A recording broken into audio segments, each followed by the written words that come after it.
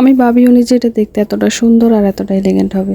এই যে দেখতে পাচ্ছ, এটা জাস্ট একটা কাঁচের ছুরি, মানে ছিল কাঁচের ছুরি, এখন একটু সেজেগুজে অন্যরকম হয়ে গেছে। এটা বানানোর জন্য আমাদের লাগবে একটা চুড়ি, ছোট ছোট কিছু ফুল আর হাফ পার্ল, যেগুলো তোমরা লেস সুতা এগুলোর দোকানে খুব সহজে পেয়ে যাবা। আর কি কি লাগবে সেটা তো তোমরা দেখতেই পাচ্ছ। প্রথমে আমি পুরো চুড়িটাতে সাদা সুতোটা পেঁচিয়ে নেব। তোমরা হয়তো বলবে কষ্ট করে সুতো পেঁচানোর কি আছে, একটা সাদা চুড়ি নিলেই তো পারতে, কিন্তু আমার কাছে তো সাদা চুড়ি ছিলই না। তাই এই সাদা সুতো পেঁচানো যাতে লাল চুড়িটা সাদা হয়ে যায়।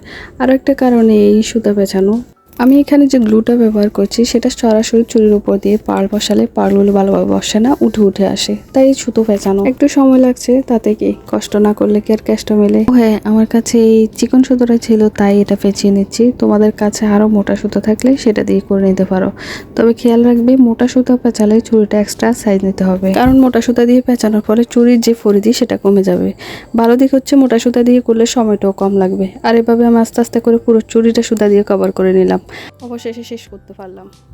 শেষের সুতোটাকে সিকিউর করার জন্য আমি গ্লু দিয়ে আটকে নিয়েছি।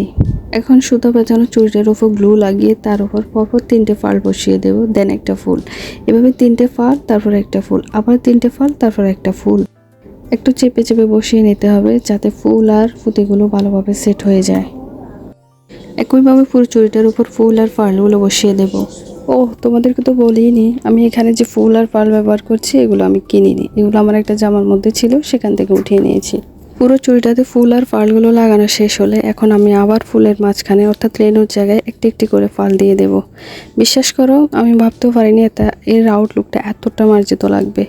আমার তো বেশ সুন্দর লাগছে, আশা করি তোমাদেরও ভালো লাগবে। কেমন লেগেছে তোমাদের জানিও। আল্লাহ হাফেজ।